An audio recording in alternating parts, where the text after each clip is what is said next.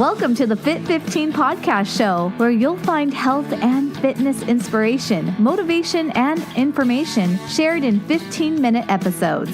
Tune in while getting a move on to make leading and enjoying the benefits of a healthy lifestyle almost too easy. It's the Fit 15. And now your host, Catherine Basu.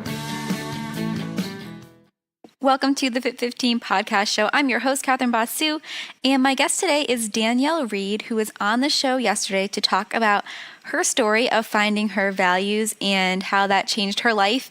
And today she's going to talk more about finding your values. She'll share 3 tips to help you find your values and also give us some insights into why finding your values is something you might want to do to improve your overall health. Before jumping into our conversation, I want to share Danielle's bio with you for one more time. Danielle is an authenticity coach, a professional speaker, author, and workshop facilitator. Danielle was a teacher and learning support facilitator for 17 years. The most important parts of her teaching career were building relationships and providing everyone around her with optimism and laughter. She took a leave from teaching to complete her co-active life coaching courses, The Daring Way and Rising Strong trainings. And it is there that she discovered her greatest passion. Today, Danielle works with individuals and groups to empower and inspire them to move toward living an authentic, wholehearted life so they can give others around them permission to do the same. So since the Fit 15 is a health and fitness related podcast show, I wonder, Danielle, if you could share with the listeners how finding their values is going to help them improve their health, and not just their physical health, which is what we tend to talk about mostly on the Fit 15, but also other areas of their health. Yeah, for sure. I think when I think of physical health, like I love to stay healthy. I go to the gym all the time. I think it's just finding the right thing for you and shaking it up and keeping it exciting and recognizing that there's going to be new and different things. And so for me, like I said, if I went back, I would have probably been a 10K girl, I enjoyed that distance, but I like going to yoga. I like going to Orange Theory. I like just kind of a mix up. But one of the things I've really noticed for myself, coming from the world of perfection, is that I had to get really clear about why I was doing some of the things I was doing for my physical health. Like, sure, is this for me or is it for them? That was kind of my little mantra for a little while. So I love some of the things, like I love going to the Orange Theory class because it's like you're wearing your heart rate monitor, you're competing with you and you only, and nobody is paying attention to what you're doing. And it's like going to a yoga class and just being completely in your body and just being really aware of my why behind the physical health and recognizing that I have found a place to drop the competitiveness and just make it about me and about my own health. And health is one of my values. So I really wake up each day and sort of say, what would align me with that value today? And truthfully, sometimes my answer is doing nothing, actually. Sure, yeah. I'm tired and I need a break today or whatever it is, but not feeling like I have to get in this push mode all the time. So I think that has been incredibly helpful for me to dig a little bit more into the perfection, connected to the competitiveness and when it's healthy and when it's unhealthy and who it's for. But the other side is the mental health piece, is the side, because I think that when we look at health as a whole, there's so many components of it, and mental health is a huge one. And when I looked at our Canadian Mental Health Association sort of standards for what are the things that help someone thrive in life, the first one on the list is a sense of self. I love that you shared that when you sent in your podcast notes. That was amazing. I think that's really important. Totally. And I work a lot with young people, and I think one of the biggest struggles is they don't really define themselves separate from who everyone else around them is. And so when I'm talking about the values, what we very quickly realize is you could be in a room with 100 people and there's going to be no 2 people who have the identical 10 values. So just sort of going, this is me, and how can I set some intention just around my values? Not around what everybody else is doing or being like, get out of that comparison and recognize that you are completely unique, and that understanding your values and just focusing on aligning yourself is the key to really having a great sense of self and knowing who you are. And I think we often say to young people, get back on track. And I always say that I think that's unfair to say to kids because we don't necessarily always help them find their track or their path. Right. That is. So my mission in schools is to talk to kids and help them to find their values so that they can understand that that is your path, that is your track. And yeah, we're not perfect people, so we're going to veer off that from time to time. But if you know them, you'll be able to jump back on very quickly. So I think when I look at health, I just think if I can have a sense of who I am and align with that, all the rest is just going to come to me. Life is going to be a lot easier, but we have to get out of that place of comparison and shoulds and putting all this pressure on ourselves and worrying about what other people think and just really listening to our heart and aligning with the truth of who we want to be. Love that. And you had me thinking, with the connection with your son having contribution being a big value of his and, just making the connection with all this to physical fitness. I mean, the values could probably help you figure out how you'd best be motivated, because if contribution was one, for example, maybe you're raising money for charity while you're, doing an event, right? So absolutely. And ironically, contribution is another one of the top 6 keys in the mental health to thriving in life. And so I bring that especially to young people, because I think sometimes that's a missing component. Like we don't always, we are a little self-focused. What am I signing up for? What am I doing? And the minute you teach kids how to give back, I think their eyes are open to how incredible that feels on the inside. And it's not just about them, and the world is so much bigger. And, that's another part with the values that I really try to help people focus on is how do you use values to stay on your own path, but also to give everyone around you permission to stay on theirs. So how do we manage conflict? How can you just look at somebody else and just think, okay, I need to know what's on their value list before I start thinking there's something wrong with what they're doing. They probably just have different values than you, but it doesn't mean they're wrong and you're right, or vice versa. Right. And the other part is we're in such a world of criticism and judgment. And I would say you can use values beautifully to change your judgment into curiosity and compassion. Hi friends, it's Catherine, and if you're using the episode to get in an out and back walk and only have 15 minutes, you'll want to turn around now. All right, back to Danielle. I'm just looking at someone and wondering, is that person aligned right now? Are they not aligned? And guess what? If they are aligned, they just have different values. But if they're not aligned, man, we need to just offer those people compassion, because I have lived in the whack-a-mole days where there's a gap between who I was and who I wanted to be. And it feels horrible to be in that place. And so if I can just look out in the world and recognize when people are in that same place, they don't need me to be hurling judgment and criticism toward them. What they actually need is my compassion. And maybe for me to even stop and say, you don't seem like yourself. Is everything okay?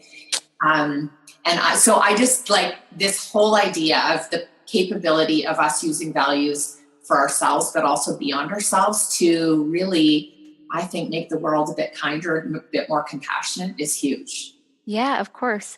Somewhere I was reading, if you judge people, you don't leave any room to be able to love them, right? You're kind of, setting out what they're supposed to be like, and you can't really appreciate the unique things that they bring to the table, or what might be going on, like you said too, in their own lives. Yeah, exactly. And I want to be someone who has people in my life who go, oh, I get you. I know what matters to you. I can see how you're living your life. Good for you. Awesome. I'm supporting you. So when I know how great it feels to have the support of people around me doing that, it feels really selfish to not offer that same thing to everyone else. I want to see a world of people living on their path and being true to who they want to be. And I have to lessen my judgment and lessen my, jumping into conflict with people because they're different, or they have different views, or they have different things that are important to them than me, because that doesn't make them wrong. I love that. And so I think, maybe some of the people listening who haven't been able to check out your website or anything just yet, they might be thinking, how are they going to come up with this list of 10 values? It seems like a daunting task. And for the perfectionists out there, like I know I've had this thought before, what if I get them wrong, or, when I write them down? So what I love though, I think one solution is you have the What Matters card. So could you talk about that, or just any other ways to help people listening find their values? Yeah, I usually have three ways that I suggest to people. Mm-hmm. And one is to just sit down and think about, if you could create your ideal day, how would the day be filled? Who would you spend your time with? What might you be doing? Where would you be? And you just jot down all the details that you would cram into that day. The kind of day, where you put your head on your pillow and you just feel like that was amazing. Not like going to Disneyland days. I don't mean those days, but just an everyday typical day that feels awesome. And then you just start to tease out of that. Like, why do I love that moment? So I would say, I might sound super boring, but an ideal day for me is like having breakfast with my kids and going to the gym for a workout and then coming home and working on my book. It's like simple little things, but at the end of the day like that, I just go, yes, that was great. So then I say, okay, what is it about having breakfast with my kids? What do I love about that? And I think, it's about connection. It's about balance, because years ago I was the mom at the back door yelling all the time, come on, get ready, and it's so just like be there and be present. It's about humor. Then I go, okay, going to the gym. Well, what is that about? It's about health. So you just tease out of those awesome days, value words. And it's actually way easier than you think. And I always say to people, just write. Don't be in this place of like, I have to get to 10. Just right. and write, and then you'll whittle it down. And so the second way is to start to think, like I talked about earlier, of like the top 10 things that really frustrate you or bug you or make you angry. You write them down, and then you look at each one and say, I don't like that. So what is the flip? What is the thing I do want in the moment when that's happening?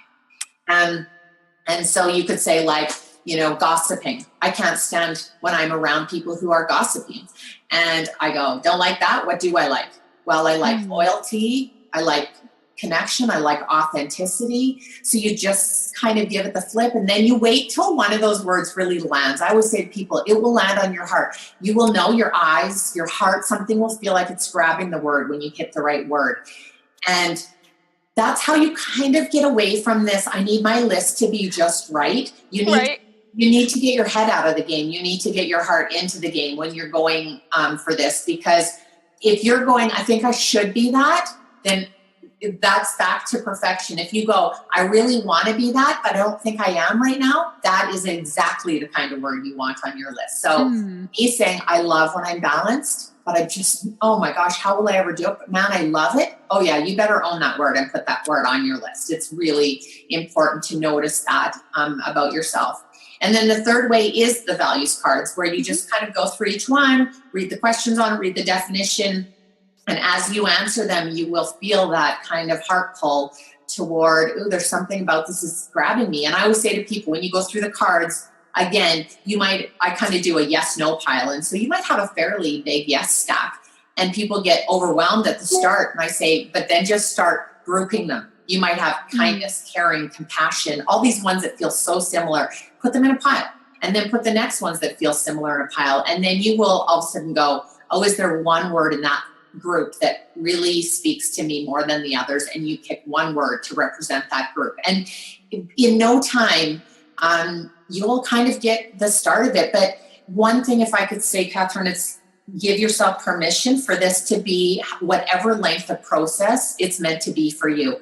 Sure. So if we say, I'm doing a 2-hour workshop and everyone needs to leave here with their values at the end, I'm not going to get a lot of resonance. Right. If I say to people, take your time and make sure they really feel like you. Like when I found my list, I just felt like singing.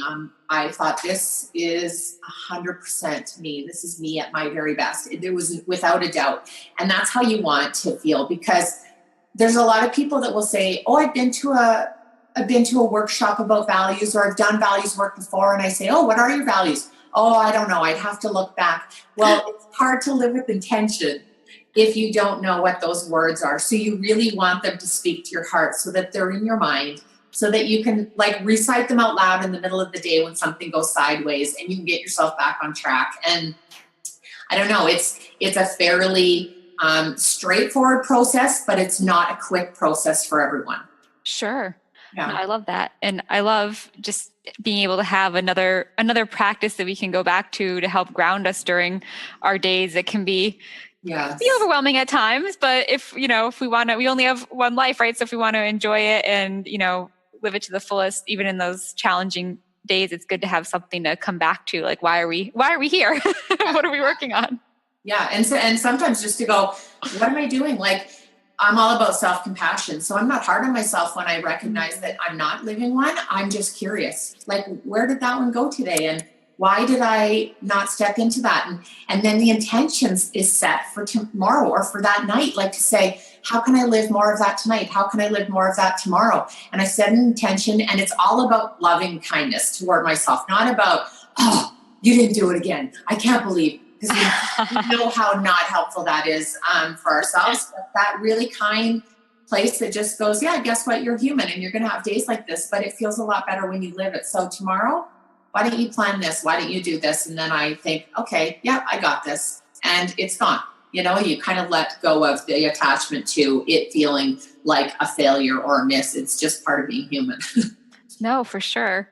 Well, I have been a huge fan of yours since finding you back. I think it was like 3 years ago now, and definitely encourage people to follow along as well and see what you have going on. I know you have a book coming out, so we definitely want to have people follow you to find out about that. What's the best way, maybe for the book especially, but for everything else you have going on, just to get people to hear it? Even though I'll put it in the show notes as well. Yeah, I have a website, coachonthego.net. But if I'm going to be super honest, the place where I do most of my what's coming and the little clips from my upcoming book and just things about my cards would be on my Facebook page, Coach on the Go, or on my Instagram account. Same thing, Coach on the Go, because it's so much easy. Just click on there, upload the latest little things. So I do a blog on Mondays, and I do some quotes from my new upcoming book on Wednesdays. And then usually my workshop or anything new I have is on my website or in either of those two places. Awesome. Yeah. Well, I really loved having this excuse to get to chat with you more, Danielle, and I can't wait to hear what the listeners think. And I'm going to have to go and play with my What Matters cards a little bit more. I have yet to identify my values, so you've inspired me to take action today. Good. You do that. Awesome. Well, thanks again. Yeah, thank you. Thanks for listening to the Fit 15. For show notes and more, visit fitarmadillo.com/podcast. See you next time. Hi, friends. It's Catherine. I hope you're feeling inspired to work on your core values after listening to my chat with Danielle. Wanted to remind you that she was also on the show yesterday to share more about her personal journey, so definitely go back and check that out. And also wanted to remind you that if you're tuning in the day this episode is scheduled to go live, it is a Friday, so there will not be a new show the next 2 days, but I'll be back with a new episode on Monday. So don't forget to subscribe so you don't miss out. As you are waiting, feel free to catch up on other episodes and leave a rating and review on iTunes and Stitcher to make my Monday. Thank you so much for listening to the show. If you subscribe, I will chat with you next week. Have a great weekend. Bye.